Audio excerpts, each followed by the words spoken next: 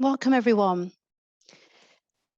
I'm delighted to welcome you all to the latest artist talk programmed in partnership with Leeds Beckett University and Leeds Art Gallery. I'm Sarah Brown, Principal Keeper of Leeds Art Gallery, and we're delighted to welcome Zadie Xa and all of you today on the occasion of her new exhibition. Moon Poetics for Courageous Earth Critters and Dangerous Daydreamers will be opening at Leeds Art Gallery, all being well, on the 18th of May.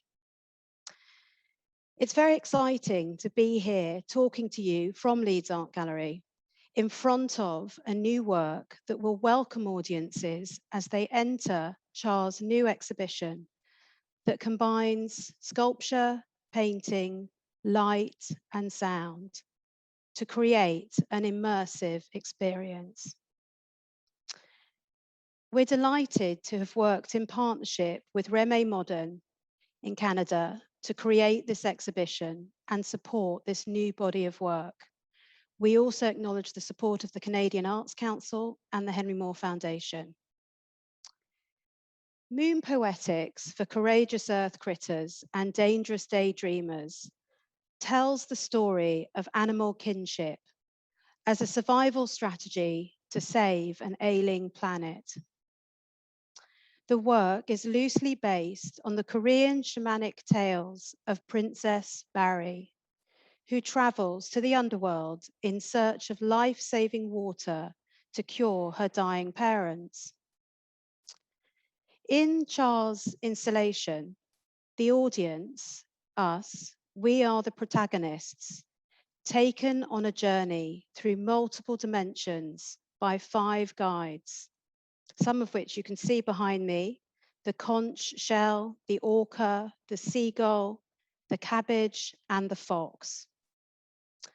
These creatures speak to the damages caused by humankind's reckless behavior, impacting the sea, air, and land, and call upon us to act urgently before it's too late.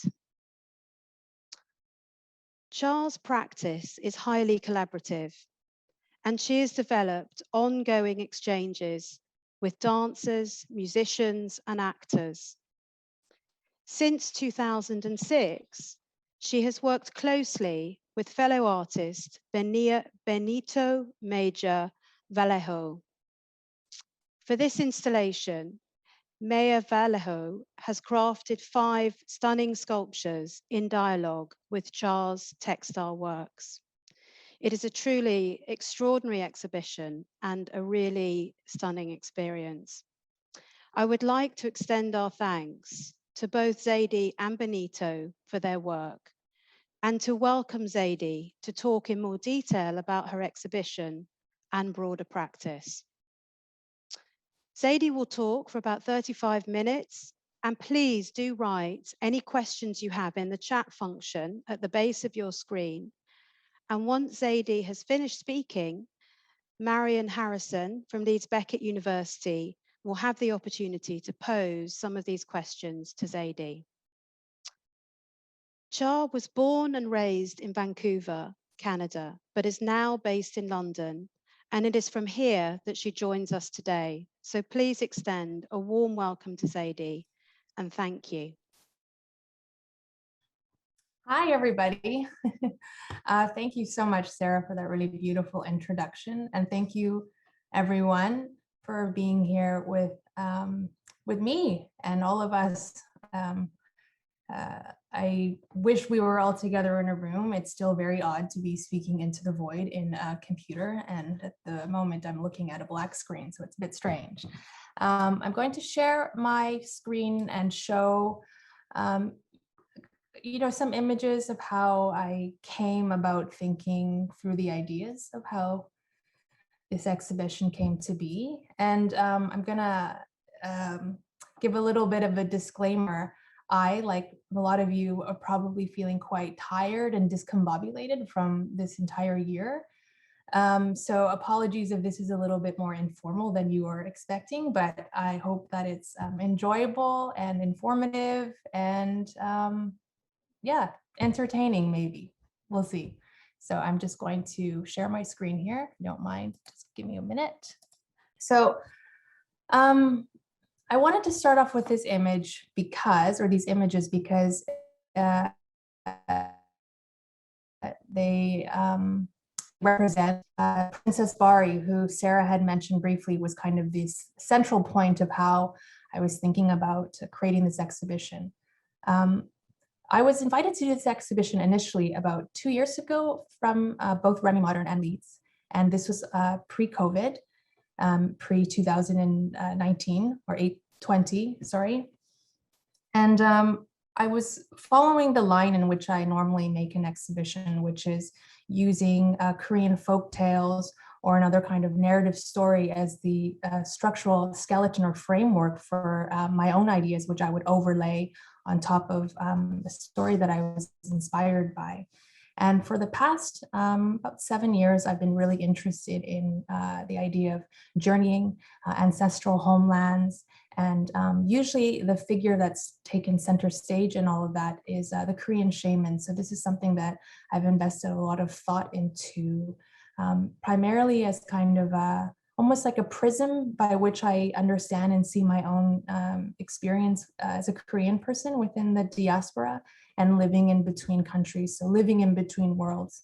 As some of you might know, shamans are the medium in between the living and the dead, and also for me is a way to understand aspects of my family's culture. So anyways, I was really fascinated by this story, which Sarah again briefly mentioned, which speaks about Princess Bari. And it talks about her journey into the underworld to find life-saving water and also flowers that will create an elixir that can help her dying parents. Another reason why I find Princess Bari really fascinating is because she's considered the mother of all modern shamans, although she's known by many different names.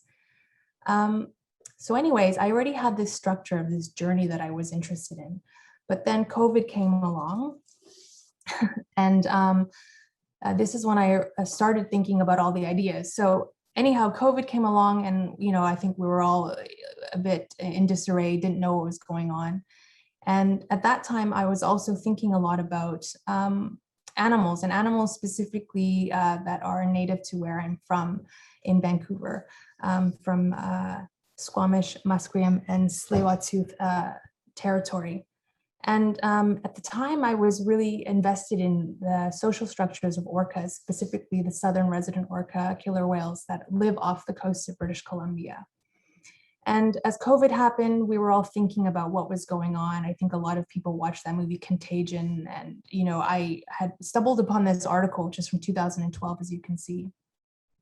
And it basically outlines the violence and the results of resource extraction and, again, violence towards animals that could be the cause of a lot of viral outbreaks. So this is something that, as you may know, a lot of people were talking about when COVID happened, and discussions were had about wet markets and viral disease outbreaks because of our relationship to eating wildlife. Sorry, I'm going on a bit of a tangent here. But anyhow, I saw this image and it really had an effect on me because it really kind of illustrated an interconnection of all these different things. And I had spoken to another person the other day, and we were talking about materials, and any material that you see around you, there's also a chain link effect of resource extraction or violence committed to the land. And so it's really hard to think about how all these systems are not intertwined and interconnected.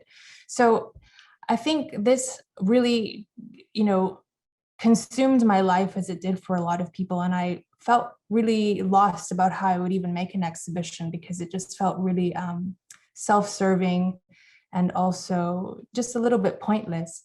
So I was thinking about ways in which I could connect with an audience and also have deeper conversations with myself, thinking about land and being in right relationship with other people, and people also extending that to all living beings, animals or otherwise. Let's see here. And so I started reading or thinking about this book I had read in 2018 called Emergent Strategy by Adrienne Marie Brown. And one of the things that she focuses on is the idea of kinship and collectivized movements and working together within the social justice spheres. And the way she speaks about how we can all work together was really simple and something that really affected me during this time that I felt really lost.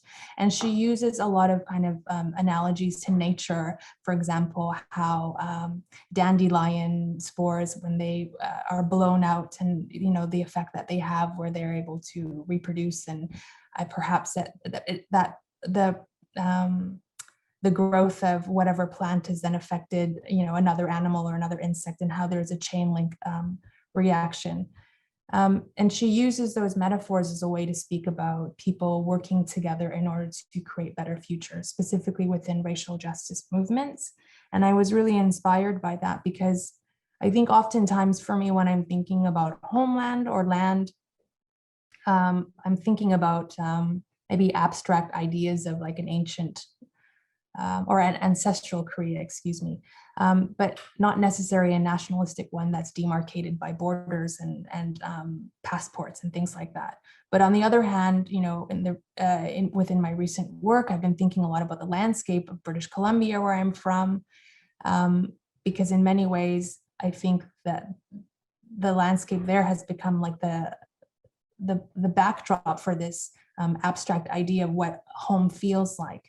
But as we know, you are not able to detach yourself from the colonial history that has affected the people that are indigenous to that space. And even as a person of color who carries within themselves narratives of migration or immigration or what that's like, it's something that I need to contend with, that my family and people like myself, we are also part of a lineage of settlers, and our place in somewhere like Canada is on the back of colonial subjugation of Indigenous people and consistent and persistent erasure.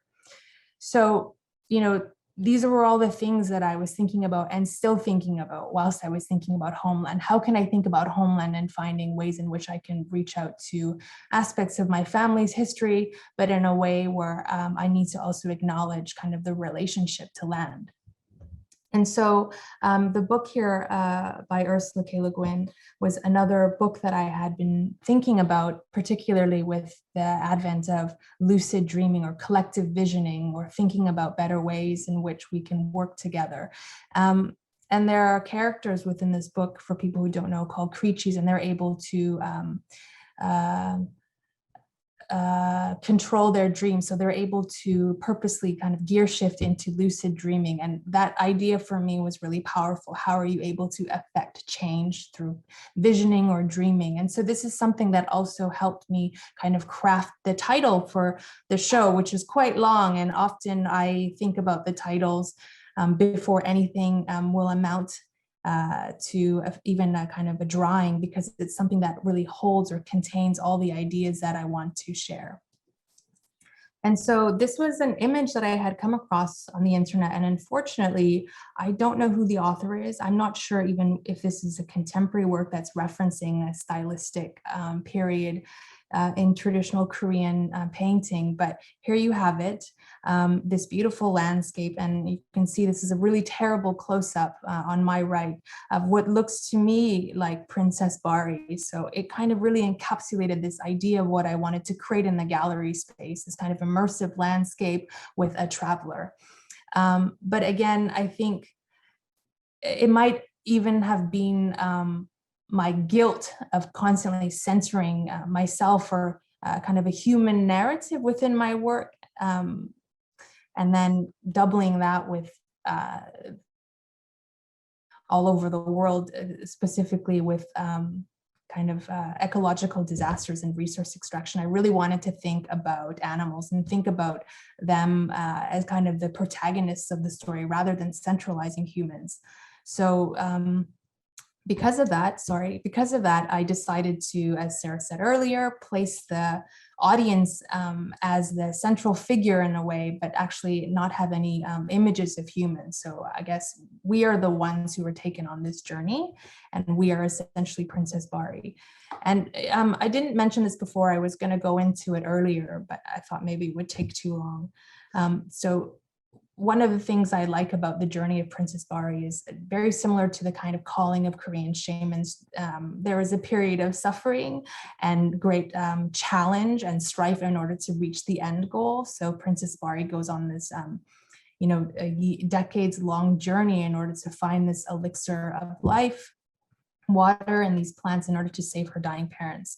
And she's only able to do that by, arduous, challenges that she faces. And so in that way, that seemed like a good parallel way of thinking of how we can all collectively work together to kind of create better systems in which there's much more equality for everyone here, humans, of course, but animals and all living beings as well included in that. So I was also kind of in this conundrum of how am I going to present this in a static exhibition? Because for the past few years, my practice has been really focused on performance, which is also kind of interesting for me because I never studied performance. I never thought of myself as a performance artist. I'm not even sure if I still do now, but it's something that I kind of stumbled into and something I really enjoyed. And so I always thought about kind of the landscape as the exhibition space, or even kind of like, let's say, like the painting that I was working compositions through, and then the actors I'd collaborate with would be elements within that composition. And I would use not only their physical presence, but again, their bodies as kind of structures in which paintings, let's say made out of fabric, would overlay. And so for the past few years, these were two performances that I had based my last 3 exhibitions on. And so this was a performance that needed to turn into an exhibition. And the reason why I'm going into this is I'm kind of speaking about the practicalities an artist needs to think about before they make a show, or maybe myself as an artist. So it was really exciting for me to create this show at Remy Modern, because these exhibitions, so this is in the Delaware Pavilion in Bexhill, were made as a consequence of a live performance. And I had very, very short turnaround time to actually conceive of how these things would fit in space. And considering that stress, I was quite happy with how the shows turned out. But something that I was really missing was the kind of the planification of what the show would be like from the beginning to the end, from, I suppose, concept to realization, instead of kind of forcing a live work that is really malleable and meant to be outside in many ways, then into an exhibition space that has to, I suppose, stand alone as static objects without figures. And so in many ways, this was something that I had been preparing for. What would I do in Leeds? How could I bring liveness into a space that didn't have any bodies to animate them? And essentially, I went back to the idea of character building through costuming. So these are some textile works from about 2015 and 16. Where I was really interested in creating, I guess, like avatars for kind of alter egos that I had created at the time. And then, this is initially how I even started my work. Before the performance work would really focus on textiles and costuming and kind of bodies, but without physical human bodies present. But keeping that in mind, I still really like the idea that these things could be draped on top of the structure of a human body. So there was always this desire to have that interplay of how these things would be activated. All of these works are from about 2015. And then this was an exhibition that I had, I think in 2018 in New York, at PS1 MoMA, where it was the first time I was able to kind of see all of these costumes fit together within, I suppose, a gallery frame. So the reason why I'm showing this is because when I had first been approached to do an exhibition at Leeds, I was really interested in actually creating a static show that maybe showcase sculptures in a way that I hadn't previously worked. And this was the kind of format or the show that was, I suppose, the initial spark for that inspiration. And now I'm going to show some of the images of the exhibition and how it looked like in Remy Modern. in Canada. So this is kind of a static shot of how things work. So I know Sarah mentioned that the exhibition has sound and light. So what happens when you enter the exhibition, depending on what time you enter, because there is a start and finish time, there is a run time, the gallery might be dark. And if there is a narrative voice, it will be, there will be a specific colored light that will be cast upon one of the sculptures, and that sculpture will be the one telling you their perspective of the narrative. And then as the narrative moves along, there will be a light that highlights the next character, and then everything else will be dark. So I wanted to create this idea of theatricality, but then not have to be dependent on bodies, because I knew that was something that wasn't going to be available to me, or something that I didn't make available for myself within the exhibition. So this gives a little bit of an idea of how I try to incorporate theatricality and a sense of liveness in a gallery space where there are no performers present. So the liveness, I would hope, comes from the movement of the sound work. And it's voiced by actor Samantha Lawson, who then tells this 6-part narrative. And the idea is that the sound moves in and around the gallery space. Yes, and you're led upon this kind of live journey that way.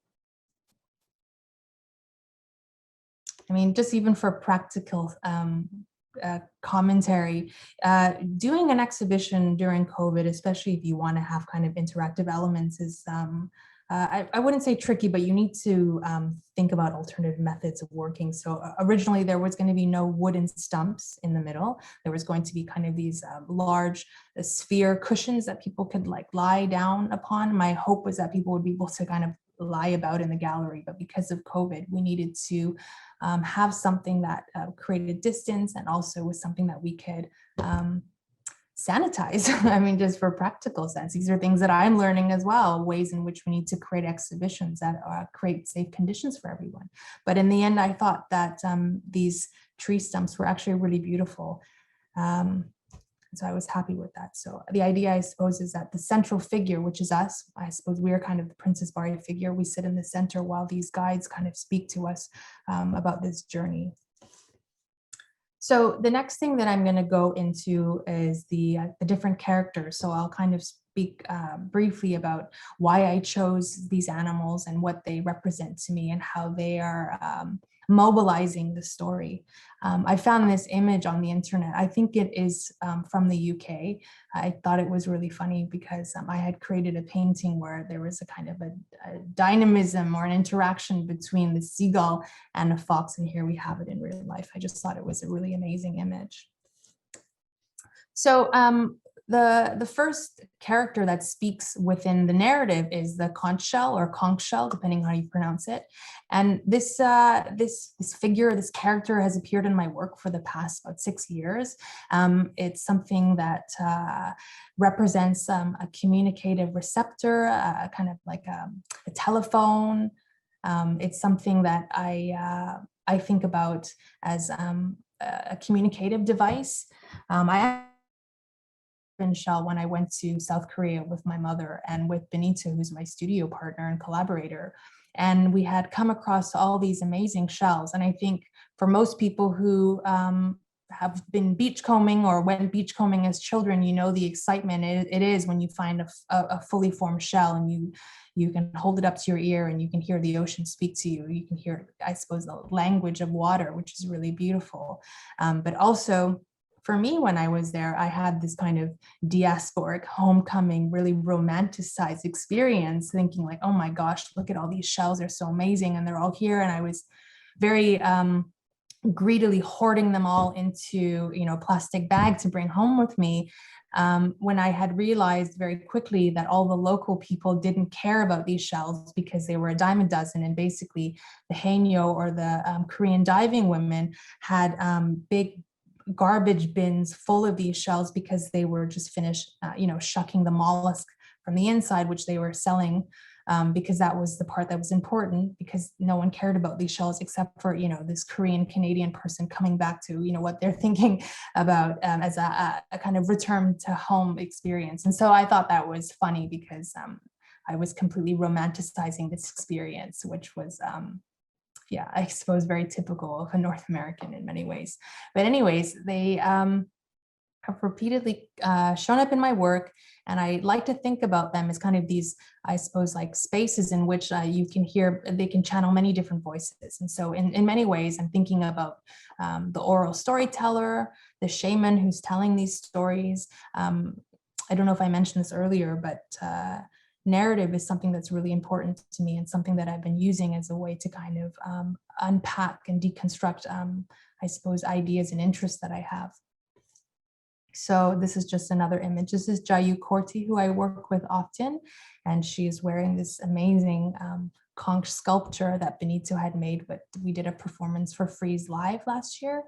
And then on my left, we have just some install images of a presentation Benito and I just finished for the Shanghai Biennial. But if you see in the center of the image, there is another large shell designed by Benito, and basically there are 5 apertures in this one. And again, there's a story that's being told through this. So the conch shell, this is how it shows, it's shown in Remy Modern and how it'll be shown in Leeds, is really, I suppose, the central fireplace, or the central storyteller. And this is the person, or the creature, excuse me, or the object by which the person behind is speaking. So it's like the microphone by which this story is told. And there's a kind of like neutrality that I like, because anyone can hold the microphone, so to speak. So there'll be different voices or different beings that can, I suppose, communicate with us through this. So this is why this is carried throughout so much of my work, because there might be a different voice or character that's coming through the messaging apparatus, I suppose. And these shells that you see that are sewn on to the costume, they're shells that I collected on the beaches of Vancouver, and also from Bexhill, which was the last place I had an exhibition, and I wanted to kind of tie in that relationship across water that I had, which was really special for me. Okay, so this is Benito making the seagull. So the seagull basically represents kind of all winged creatures, and I wanted to think about what the perspective of airborne beings must be like, and what it's like to constantly observe humans and all of our kind of foolish antics. And I have a colony of seagulls right outside of my studio, and they keep me company, and they're always making a ruckus. And it's actually quite nice because it somehow connects me to nature, because there's no nature around me. And it also makes me feel like I might be in Vancouver, or I might be by the ocean. So I wanted to include them because, as I mentioned before, I was really thinking about COVID, not necessarily COVID, but kind of the destruction of land, which is inextricably connected to violence and systemic problems that we're seeing across countries right now. And so, for me, thinking about this airborne disease at the time, the way we had been thinking about it or learning about it, I just was thinking about air pollution as well. And I guess for me, the seagull represents what it must be like to experience that in flight. And I also was thinking about them as kind of guardians over watching us, not necessarily taking care of us, but maybe being a little bit judgmental too about kind of the way in which we are behaving. And here you can see the seagull costume in the space. And this blue light is because the seagull is, I guess, narrating the story at this moment. So this was the light that had been shone, or that I had chosen to represent that part of the narrative. You can see the little seagull perched up on his shelf. Another reason why I was thinking about birds is I wanted to reference these Korean totems. So these kind of bird poles are called sotte, and in traditional Korean times, they were placed at the entrance of a village, and they were thought of as kind of protectors of the people living there, that they would ward off evil spirits and also bring about prosperity. And the reason why I included this black and white image, I liked it because it's, it's old. And also there's writing on here. I can see it says commonly called devil pole. So that's clearly like a very Eurocentric kind of perspective on stumbling upon this strange ethnic thing. But actually, they were considered kind of village guardians. And within the Princess Bari story, which there are obviously many like folk tales, the story will change depending on where it's told geographically. There is a figure in which Princess Bari encounters who she is then forced to marry and then, engage in other types of like work and labor in order to get this water she wants. But actually this man figure actually appears as one of these Korean totems, the Jangsung. So I just thought it was funny because, well, not funny, but I wanted to include it as a way to kind of show parts of my research and how I was thinking about creating the space.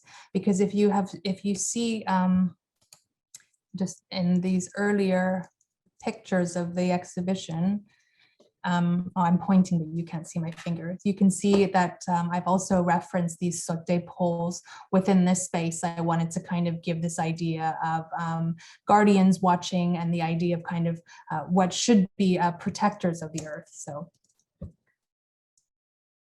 pass forward here. Okay. Cabbage. I had always really wanted to create like a sculpture that represented kimchi, which is a Korean traditional food that's usually eaten with like as a side dish with everything. As a young person, I just have really fond memories of my mom making kimchi, not quite in bulk like these women.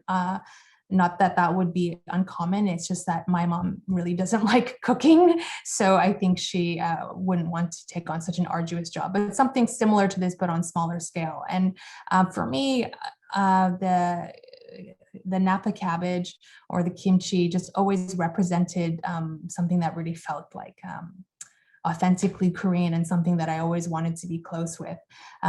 But in the story, it kind of represents all flora and fauna within the land or on the land. And I just thought it would be nice to have this kimchi or this Napa Valley cabbage kind of represent all of the plants like and speak to us from their perspective. And here are some costumes that I was looking at whilst I was referencing what I would then make for the installation. Within the narrative, I'm also speaking about the Napa Valley cabbage history. I was really interested in this cabbage being called Napa Valley, which is in California, when originally it's actually from an area in China near the Yangtze River. And so within the narrative, I speak from the cabbage, or the cabbage speaks from the perspective of kind of its own migration story, which I thought was really interesting. And I just, I suppose I was linking that in some ways to, migration stories that a lot of people can relate to, but maybe specifically my family's own willing journey across the Pacific Ocean. So I just wanted to tie in certain things. I'm not even sure if that's super relevant to the exhibition at large, but the idea of people moving across the planet was something that was interesting to me. And I suppose in many ways, again, if we're thinking about diasporic narratives and thinking about land and where you are and your relationship to it, it's really hard for someone like myself not to think about these stories about where things end up, because that's just the history of my family and the history of the families of everyone, except for Indigenous folks in North America. And so for the costumes, I also was thinking about kind of, I suppose, like shoes or outerwear that a character would need in order to kind of travel the earth. And so Benito made these incredible kind of cabbage shoes, which I used the jadeite cabbage from the National Palace Museum in Taipei in Taiwan as a reference. So this is a really famous sculpture in East Asia and China. They also have like really, really large sculptures of cabbages. Cabbages in Chinese culture represent wealth and prosperity. And it's just something that it was a kind of a side added tidbit I wanted to include for myself, because it's just something that I liked, I was interested in. And I also just like the kind of formal way in which the cabbages rested on this wooden bench, which we kind of mimicked with like a platform shoe. And again, if you do see the show, you'll listen to the cabbage, and she does speak about her history and who she is. And I kind of created this coquettish figure because of the way in which I read about the cabbage's history in China, how this jade cabbage was carved and presented to a princess, the idea that it was also considered like a muse figure. It brought about wealth and prosperity. So I suppose in the kind of creating of the character, I just imagined this kind of, what's the word? I can't think of the word in English. It's not arrogant, but the word in Spanish is presumido. I don't know if anyone here speaks Spanish, but yeah, I suppose a coquettish kind of, I can't think of the word. I'm sorry. You're just going to have to take that how it is. But anyways, the character is imbued with kind of ideas of how I imagined it might be based on the history that I was looking at. And then we have the fox. Again, I've always been interested in the idea of shape-shifting. This is where my interest in costumes come from. The idea of kind of changing characters through the supernatural is something that I've always been fascinated with. I also wanted to include an animal that not only would kind of represent the space of land, like earth, ground, but also an animal that people in Saskatoon would be familiar with, and in the UK, of course, as we all have encountered foxes in and around the city. And I was also really interested in this type of animal, very similar like the seagull, that is considered vermin within spaces of humans, I suppose, that we consider them a pest, they're a problem. And also how the fox has really been much maligned within storytelling and history across cultures. So I included these 3 images. You know, in the middle here, we have the fox as a trickster, and also, you know, someone that can't be trusted. And then within Japanese folklore, and it extends also into Korea and China, the idea of the fox being very evil and a shapeshifter, one who doesn't present themselves as who they really are. In fact, actually quite a manipulative monster who's actually in Korean culture out to kill men to eat their livers in order to attain longer life. And then within Japanese culture, the idea that the kitsune, through the years of survival, presumably through manipulation and killing, they will grow another tail. So this is where the 9 tails come, and the more tails they have, the wiser they become. So and also the idea that this fox spirit figure within East Asian culture is always kind of conflated with the image or the idea of women. And so the idea of women being manipulative or mischievous or untrustworthy was interesting to me, particularly as I had been thinking about mythological figures within East Asian histories that have been kind of marginalized or erased or thought of as unimportant. And so when there are figures that are, you know, women, they are considered always on, I suppose, the wrong side of right. So, yeah, I guess I was interested in this character actually kind of representing what we don't like, but also is something in the narrative where they speak about all the ills that we're causing, and how actually perhaps it's not them who are the vermin. I'm not calling us necessarily vermin. I'm not thinking from like a eco-fascist perspective, but just actually thinking about our own behavior and our own destruction. But then relating it also to my interest in, as I said earlier, shapeshifting and shamanism. I'm sorry, this is really difficult to be dynamic speaking to you all because I'm essentially looking at my PowerPoint and it's very weird. So I'm even feeling my energy drop a little bit. Hopefully when there's questions and some like interpersonal kind of communication, this will liven up a bit. I'm kind of waning on the energy myself, so apologies for that. This is my version of the fox that I wanted to create. Yeah, powerful, shamanic. There's some shoes on the side. that Benito also made. So I guess I was interested in this idea of kind of like how this fox creature would run, because I suppose whilst it is an animal, it's also a mythological creature that maybe, I don't even know what it looks like. And finally, we have the orca. I've been really interested in orcas for the past few years. This is what I based a few projects on that I had worked on prior to this. And I guess, again, the orca is there to represent water and speak about resource extraction and desecration of our activities on her family and her own her home.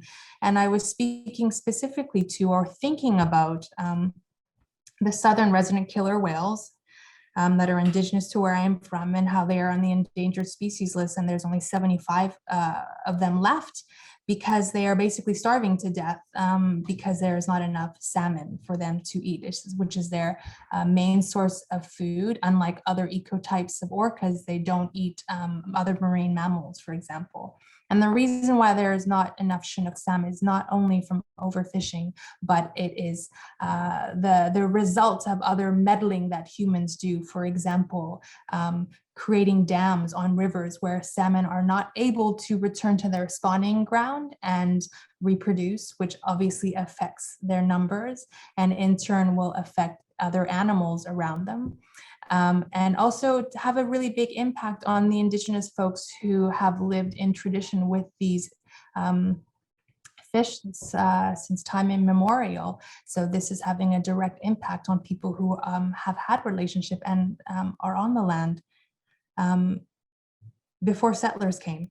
But even the idea of herring, so this is the narrative goes off into outlining the situation with overfishing of herring. And herring is a keystone species, which salmon do also feed off of. So not only are they not able to return to where they're from to spawn, but they don't even have enough food to survive in turn, which is also causing starvation of orcas and other species.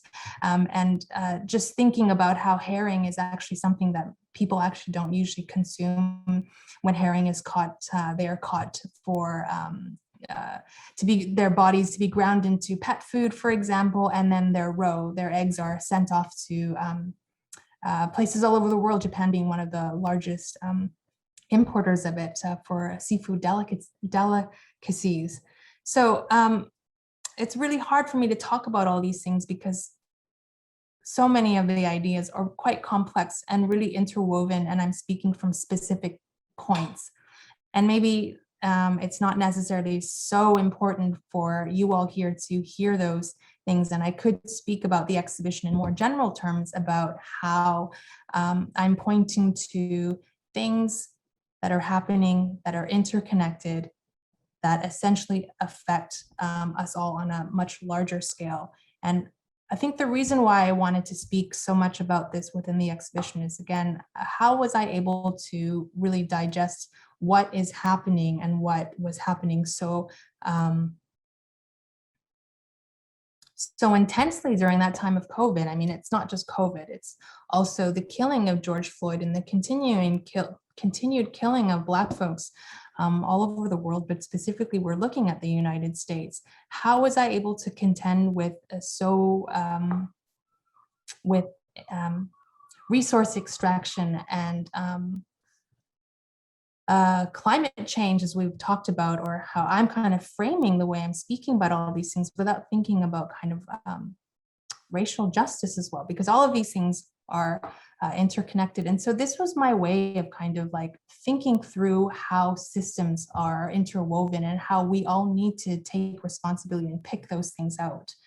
And I think a lot of times I'm having a hard time speaking about this because we're still so in the middle of it. So whilst I know I'm here to kind of give this presentation about this exhibition and what I was thinking, we're still very much in and amongst the throes of this, not only of the pandemic, but also the repercussions of the pandemic, as everyone here knows, about access to healthcare, money, traditional sovereignty. So, these are quite big world things that I'm thinking about. And I often don't think about these things so explicitly when I'm making work, But this is a really difficult time for artists to not engage. And it's not because you need to force yourself to tackle these issues within the work, but just for me at the time, it was very hard to think about, again, traveling to an imaginary ancestral homeland, or really wanting to kind of be in that space as someone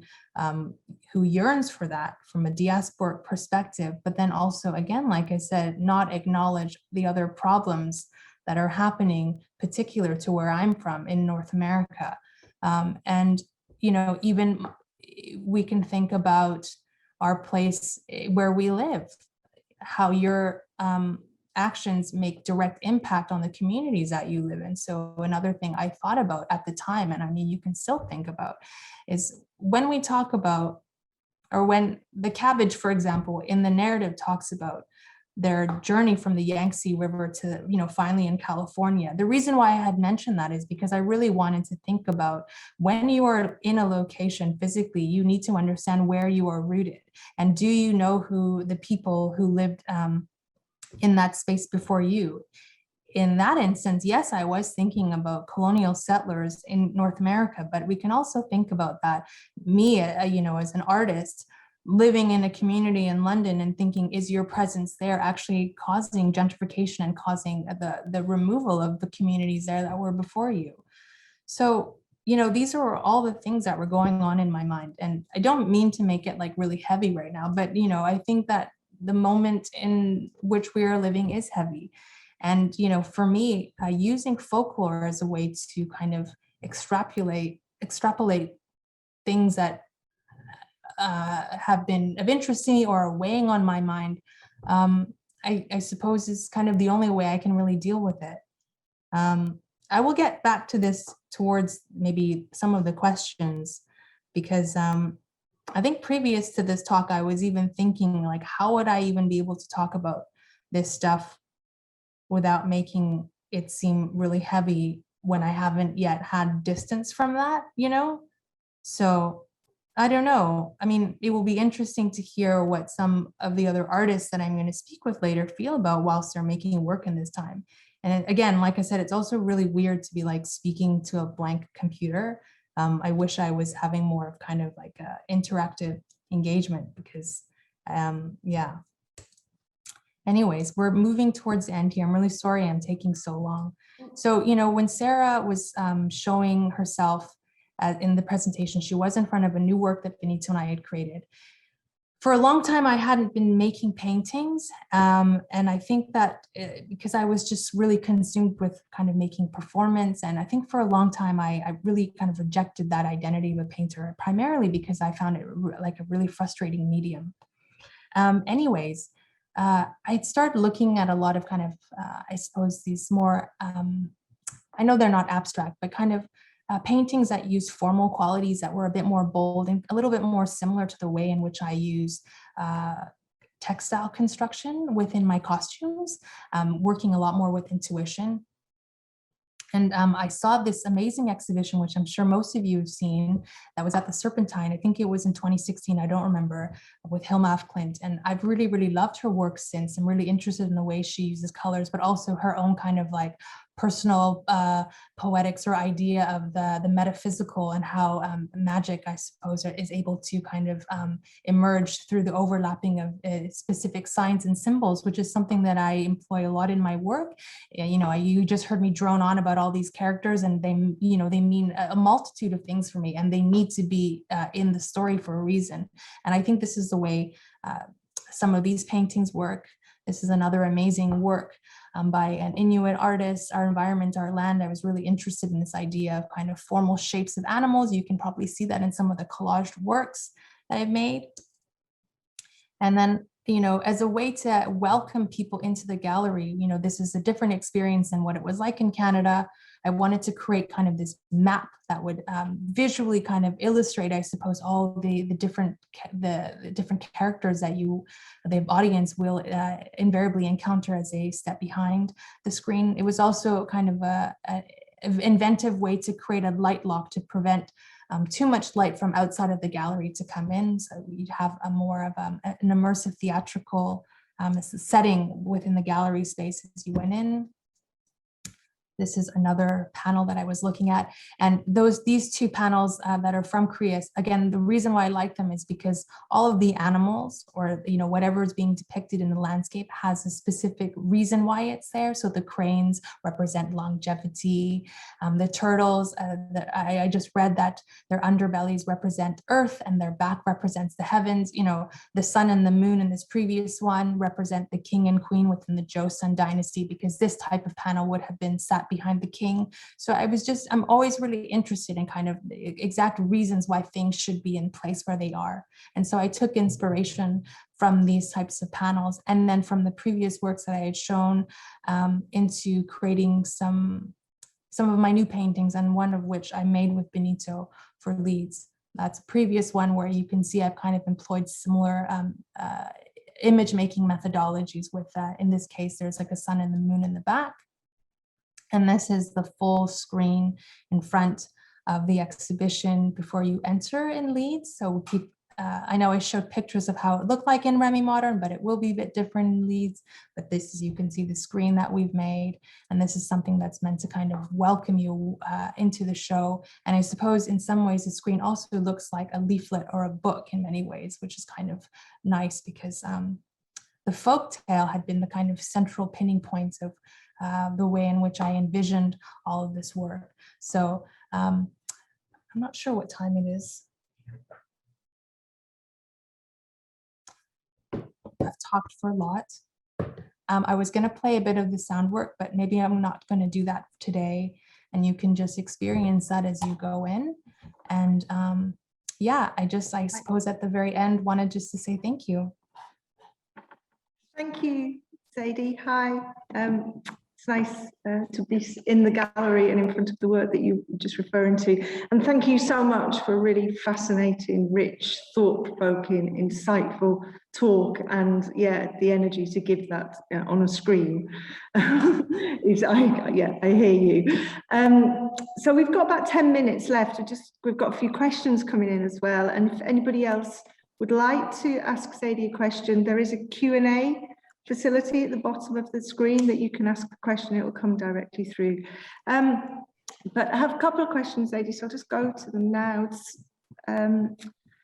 So one of them was somebody who's asked, thank you so much for the insight into your research. It's truly stunning. And I love how you've talked about applying some aspects of your painting practice into the composition of these amazing worlds and narratives. I mean, you may have just touched on this at the end of the talk, but this person asked, do you still see your work through the lens of painting, or is that kind of redundant? No, it's not redundant at all. And sorry, it's not that I'm not excited to be here. I don't have energy. Even like seeing your face here now is so much nicer. Like, it was kind of stressful, actually. I've never had to do a talk like that, where that was very weird. Anyways, because like you can also sometimes but sometimes you can like look at your own face, at least when you're talking in the Zoom. That was really weird. So I'm sorry, I didn't mean that I wasn't happy to be there, but it was a bit strange. I felt like I was droning onto myself. No. Anyways, yes, I definitely do think of my work through the lens of painting. And I think it's taken probably a few years for me to get to that point. Like when I was in school, it was a thing that I felt really heavily identified with. It was a thing I was studying. It was a thing I did my undergrad and my master's with. And because I felt like I wasn't very good at it, I wasn't able to tell the kind of stories that I wanted to do through just kind of working on a square frame like that. I suppose in many ways, it was just me being petulant and being like, well, I'm not a painter then, I'm something else. But then, at this point, in my practice, really understanding that everything I do, irrespective of its performance or sound or video, it really is seen through the lens of like picture construction.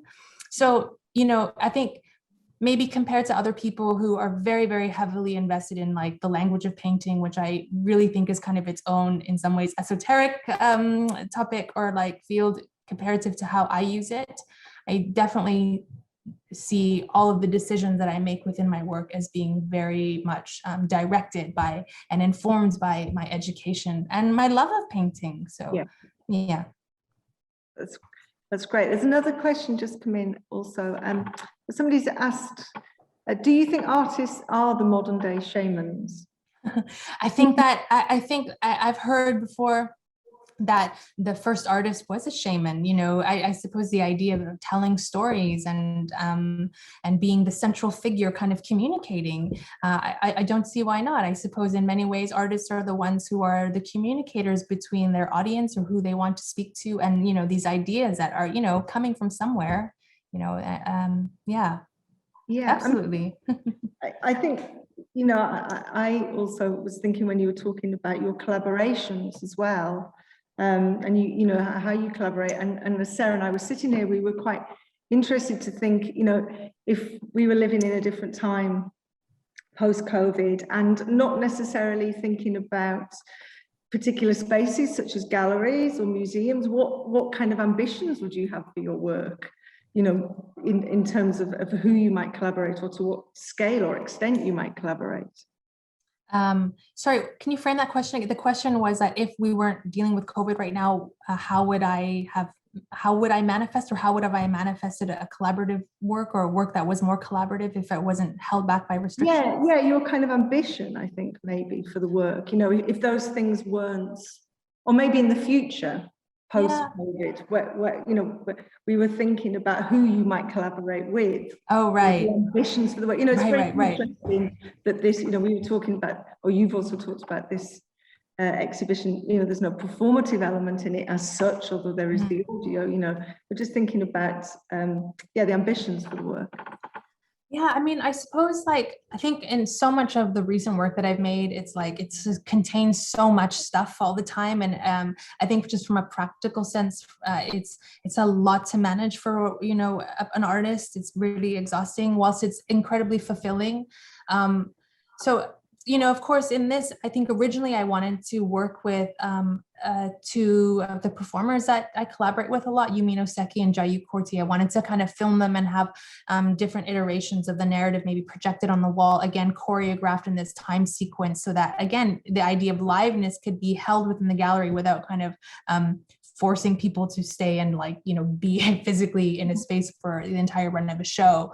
And then the idea I was just really interested in, again, I spoke a little bit of kind of a transformative energies, or the possibility to shapeshift, you know, through media. You know, I would have been able to do that with editing, you know, and the idea of having a figure maybe small on the wall and then grow and grow and grow, you know, via projection. Those are things that I was really excited about. But I mean, for future collaborations, to be honest with you, I would really like to be in nature, to be honest. I would really, really love to kind of experience nature in a real sense, outside of kind of, like, you know, piecemealing my memories of what it's like to be out there, because that's essentially kind of what this was a little bit like, which is, you know, it's okay for a little while, but, you know, later you really want to be in the ocean. So yes, yeah. Are you okay just for a couple more questions, Zadie? Yes, of course. Yeah, this is really, really great. So we have another question in. Thanks for your talk, particularly the description of things being interwoven, which demonstrates perhaps why you cross over different media, but also in a global sense. And this question asks, I wonder whether it's actually helped in some ways to plan the exhibition with locations in both Canada and the UK in mind. Yeah, I mean, I think it is, okay, how can I frame this in a very short, succinct way? I think when you are a person that has lived in different places, you recognize that there are very specific political entanglements and concerns, and, you know, things are just different. And it was really important for me to have had this exhibition in Canada on Treaty 6 and Métis homeland. But it was really frustrating because I wasn't able to be there. And one of the things I really like about having this in Leeds is that I'm able to connect more so with artists that are living in the city, right? So that's something that's really important, because I did a really terrible job at kind of really speaking to the intricacies of why a lot of these things are interwoven, and what I was actually alluding to specifically. Not that the show is about those things, but it was really expressing a lot of internalized stress that I feel at the moment with what's going on in the world, specific to what is a concern to me. And I would hope that, let's say, for folks in Leeds or folks in Saskatoon, that they, you know, there will be their own kind of politicized situations that you would also be able to map yourself onto and think about. And, you know, the story is not meant to be like kind of really nihilistic and horrible, because I myself can be a very pessimistic person, especially in these moments. It's very difficult not to feel down, but I wanted to also uplift myself. I was also learning a lot about, what I can maybe do as a singular person. I think oftentimes, it's very hard to even understand how you're able to approach things. But like I said, reading that Adrienne Marie Brown book, Emergent Strategy, which I know so many people have read, it's a very easy book to digest and understand. And that's why I think it's brilliant, because it really is able to break down ways in which we can all, through community, work together. She's speaking from a very specific perspective with the kind of movement work and movement circles that she's involved with. But, even the way that book was created, she's using a lot of quotes and a lot of knowledge from all sorts of folks that she has come in contact with or has relation with. And, I just thought it was a really beautiful metaphor, especially for a time where I was like having I'm still not having an easy time, as I know many people are, but as a creative person, it was very difficult. Like, oh, now I'm going to make this show about like, whatever silly thing that I'm interested in, when, the world is on fire. Like, even before COVID, this is the thing, right? These conversations have been had for so long about things that are happening. You can talk about the construction of dams on certain rivers, but then again, thinking about how there's a chain link effect on that. But that can be used as a metaphor for how, wealth distribution is also not equal, and the myriad of problems that are, the result of that. So, again, these are really insanely big ideas. And I suppose the only way I was able to encapsulate them was to think about something that was more simplified through the idea of, this one young person's struggle in order to find the elixir of life, whatever, for her family, which is, the story is much more complicated than that, but, it was easy through road as a way to kind of find a solution. For me anyways, it's time. Great, thank you. I am aware of the time also, and we've got lots more questions coming in. Maybe we'll just do one more question, Zadie, if that's okay. And where we're just up to 2 o'clock, and there's a couple of comments as well that I'd like to read out. But there is another question that you mentioned, using theatrical approach to your work, and I wondered also, as I'm interested in theatrical approaches, effects. How you feel it impacts not only on your work, but also on audience interaction as well with the work? Okay. Well, I think the reason why I like theatrical stuff is I just like it. Like, I don't, sometimes you just do things because you just like them. And I suppose sometimes when I go into exhibitions, depending on what it is, sometimes it's nice to go into, a white wall gallery and you see work kind of clinically positioned and you have that interaction with it. But I think for me, I'm always really interested in kind of being inside the work, like being in the work. And perhaps that's why just singular paintings was never enough for me. And if I were to do that, maybe I'd want the entire gallery to be filled in. And so for me, the reason why I'm interested in theatricality, I suppose, is also, I don't know, I'm trying to always create environments that are welcoming. I don't ever want people to feel like they're not welcome in those spaces, particularly in galleries that are public. I really do think that we are providing hopefully a service. Some people may not want that service, but it's the idea that the exhibition is for people that are in Leeds. That's who the exhibition is for. That's the purpose of it. And so for me to create that environment is really special. And it's somehow, I guess, a way in which I'm able to share something that hopefully feels a bit dynamic and feels fun to be in, and feels, there's kind of joy and pleasure in just sitting in a space, as opposed to kind of feeling like there is an ordained way in which you need to kind of interact and look at things, Yeah, it's really wonderful sitting here today in front of this painting. It feels like it should be the other way around, but it's really great. And just one more comment actually from someone who just said absolutely fascinating work, and Zadie's presentation has heightened hugely their appreciation of looking forward to visiting the exhibition, and considering all the major issues which you have talked so eloquently and honestly about, Zadie, facing us all globally. We will make the viewing and listening powerful, I think. So thank you so much, and your collaborators. She said not a question, sorry, but just a comment. Oh, yeah. And I'd just like to say, we're just after 2 o'clock, so we probably need to wrap up. But thank you everybody for attending the talk. And it's really great to see you back in Leeds, Zadie, because you were here in 2018. Yeah. Part of the YSI talks, and you came in and spoke to our students on the fine art course at Leeds Beckett University then. And thank you for your time, because I know this afternoon you're also going to do an online session. Oh, it's okay. With some of our third year students. So it's really great to have you back back in Leeds and to have your work back in Leeds. So on behalf of myself from Leeds Beckett University, Sarah from Leeds Art Gallery, I would just like to say thank you so much today for today's talk. And I just want to say also a special thanks to Sarah, to Simon Morris, to Harold Offey, to Stuart at Lumen, to Natalie for the BSL, and a very big thank you to Will Simpson for setting up and facilitating today's online event. I think that's everything, isn't it, Zadie? Yeah, so, Zadie, thank you so much. Thank you. Thank you, everyone who's joined. From Leeds Art Gallery and from in front of Zadie's talk, thank you all. And just to say that the next talk, as part of our Inside Out collaboration with Leeds Art Gallery, is on the 13th of May, and that will be with Ottobong Nganga, and she will be in conversation with Eleanor Morgan, who is the curator at the Museum of Modern Art, Museum of Modern Art in Middlesbrough, MIMA. So the details will go out on Leeds Art Gallery website, the Eventbrite booking for that. Okay, thank you, Zadie. Thank you. Yeah, and thank you, everybody.